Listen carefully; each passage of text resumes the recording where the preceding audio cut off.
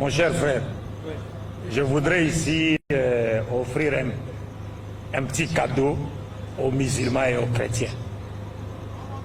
Un petit cadeau juste. Zerabiso, Jean chapitre 11, verset 33, 34, virgule 41, 42. Donc dans la première partie, on nous dit ceci.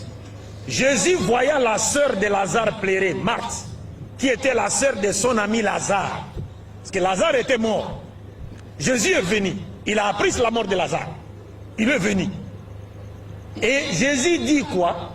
Il demande à la sœur de Lazare et aux Juifs qui l'accompagnaient et qui pleuraient Lazare, où l'avez-vous mis? Et puis la sœur de Lazare lui dit, viens, on va te montrer là où on l'a enterré. Est-ce que Dieu peut-il demander à ces créatures où l'on avait enterré une autre créature? Parce que rien ne se cache aux yeux de Dieu, comme nous dit Ézéchiel chapitre 23. Rien ne se cache aux yeux de Dieu. Mais Jésus vient, il pleure, lui-même il pleure. Mais Jésus demande, où l'avez-vous enterré? Où l'avez-vous mis? Mon cher frère, est-ce que Dieu peut-il se renseigner auprès de ses créatures sur un endroit où aurait été enterré une autre de ses créatures? Non, celui-là n'est pas Dieu. Parce qu'il ignore où a été enterré sa créature. Il n'est pas Dieu. C'est pourquoi il confirme qu'il n'est pas Dieu. Verset 41 à 42. Jésus, avant de ressusciter Lazare, il lève ses yeux au ciel. Et il dit, Père, c'est-à-dire Dieu, je sais que tu m'exauces toujours. Parce que c'est un prophète de Dieu. Mais si je parlais ainsi, c'est à cause de la foule qui m'entoure. Et qu'est-ce que Jésus attendait de cette foule?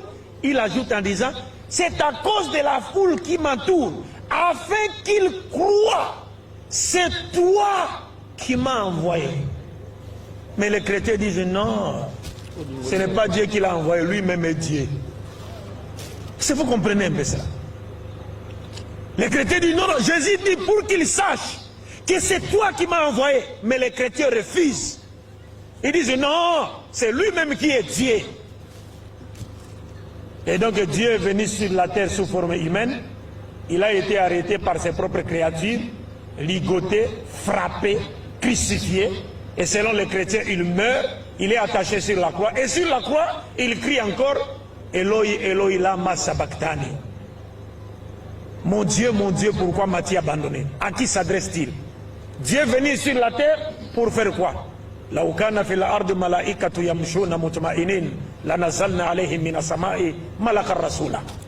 va venir faire quoi? Oh, il est venu nous sauver. Ah, il est venu nous sauver, mais il échoue.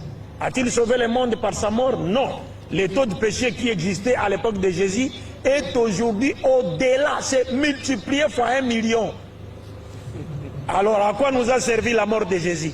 D'autres chrétiens nous disent non, non, non, non, Jésus est venu nous sauver du péché d'Adam et Ève. Vous oubliez que pour avoir goûté au fruit défendu selon la Bible, Dieu a dit à la femme, parce que tu as écouté la voix du serpent, c'est-à-dire le Satan, tu enfanteras avec douleur. Est-ce que depuis que les femmes chrétiennes ont crié en Jésus, ont-elles cessé d'enfanter avec douleur? Jamais. Non. Donc l'embargo de Dieu continue? Non. Ça, ce n'est pas Dieu.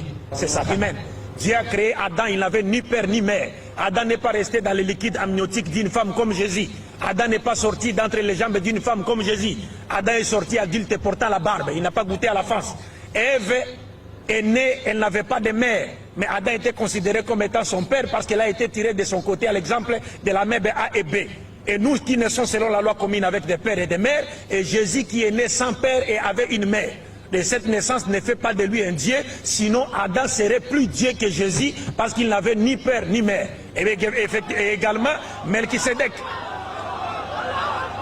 Et également Melchisédek dans Hébreux chapitre 7, il est dit de Melchisédek qu'il n'avait ni père ni mère. Or c'était un sacrificateur du Dieu très haut. Et Jésus-Christ était un disciple de Melchisédek, selon Hébreux. Il est sacrificateur selon l'ordre de Melchisédek. C'est pourquoi il a repris le symbolisme de Melchisédek, du vin et du pain que Melchisédek avait donné à Abraham, le père des croyants, selon la Bible. Donc nous croyons à sa naissance miraculeuse, chose que la plupart des chrétiens refusent aujourd'hui. Parce qu'il y a des chrétiens qui disent non, non, non, non, non, Jésus devait avoir un père. Parce que s'il est né d'une mère simplement, il devait être une fille. Parce que la femme porte des chromosomes XX et que c'est l'homme seul qui porte des chromosomes XY. Mais nous disons que Jésus est né sans père et avait une mère parce qu'il est né par la puissance de la parole créatrice de Dieu. Proverbe, Psaume chapitre 33, verset 6,9, Dieu dit, quand il veut faire quelque chose, il suffit qu'il dise soit et c'est. Et le Coran nous dit,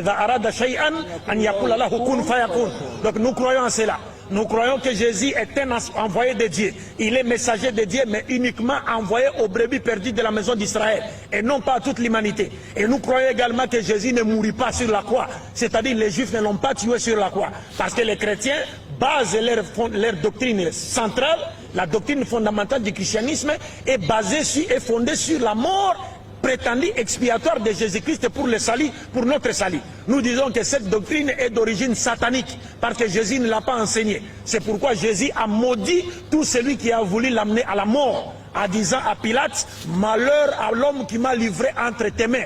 Il serait mieux qu'il ne soit pas né car il a commis un plus grand péché. Comment voulez-vous qu'un acte que le Christ lui-même qualifie de plus grand péché puisse être salvateur pour l'humanité? Et dans Luc chapitre 22, 1 à 6, on nous dit Satan entra dans Judas.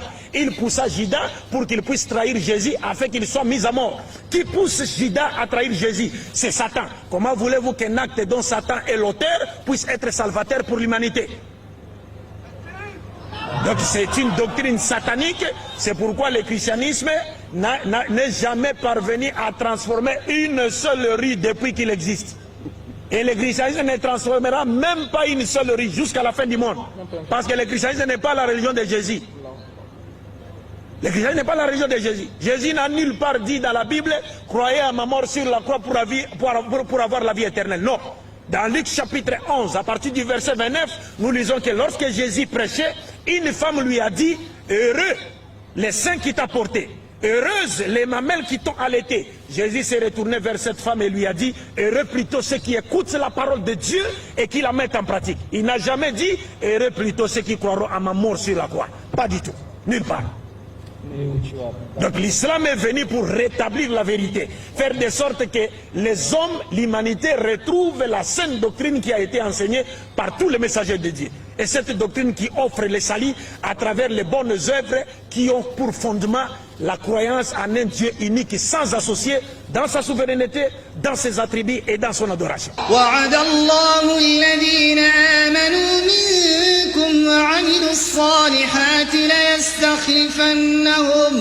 ليستخلفنهم في الأرض كما استخلف الذين من قبلهم